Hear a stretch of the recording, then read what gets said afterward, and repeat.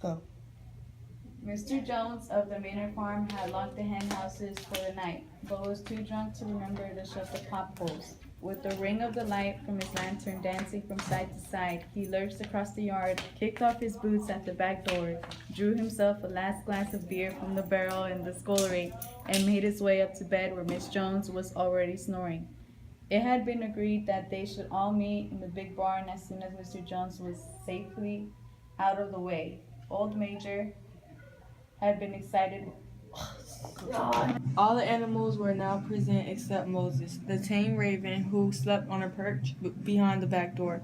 When Major saw that they had all made themselves comfortable and were waiting attentively, he cleared his throat and began.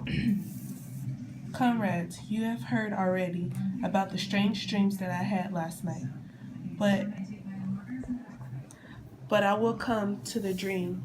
But I will come to the dream later. I have something else to say first. I do not think, comrades, that I shall be with you for many more months longer.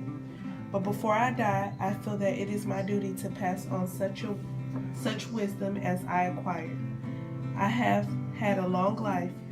I have had much time for thought as I lay along in the stall, and I think I may say that I understand the nature of life on the earth as well as any animal now living.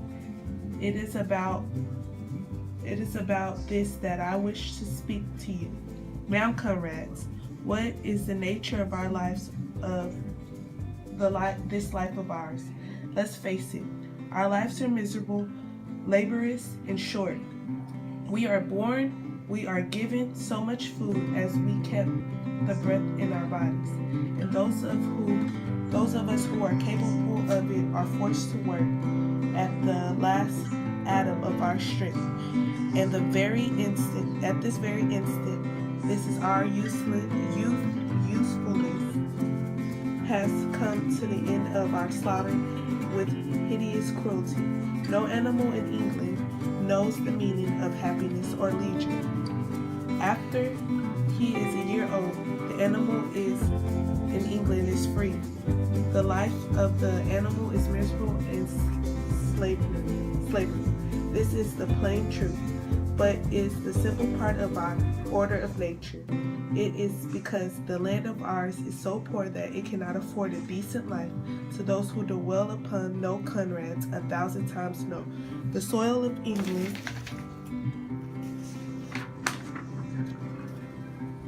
its climate is good, it is capable of affording food in abundance, and in its enormous greater number of animals that now inhabit it. The single form of ours would support a dozen horses, 20 cows, and 100 of sheep. All of these living in a comfortable and a dignity that are now almost beyond our imagining. Why then do we continue in this miserable condition? Because now the whole of the produce of our labor is stolen conditions. Because nearly there, comrades, is the answer to all of our problems. It is summed up in a word: man. Man is the real enemy we have. Remove man from the scene and the roots cause of hunger, overworked, is abolished forever. Man is the only creator that consumes without producing. He do not give milk. He do not lay eggs. He is too weak to pull the plow. He cannot run fast enough to catch rabbits. Yet he is the Lord of all animals. He set them to work. He gives back to them barely minimum. It is not crystal clear then, comrades, that all the evils of life of ours spring from the triumph of human beings. Only getting rid of men and the produce of our labor would be our own. Almost overnight we could get rich and free. What then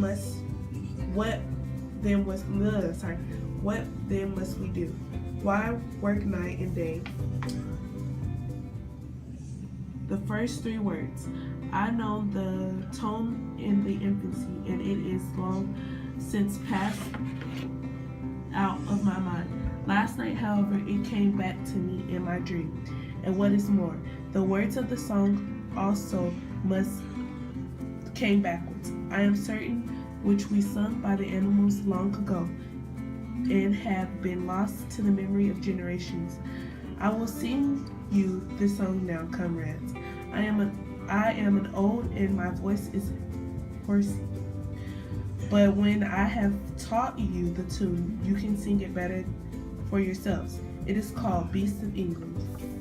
Old Major cleared his throat and began to sing. As he had said, his voice was hoarse, but he sang well enough, and it was stirring tune, something between Clementon and Lucretia. The words ran,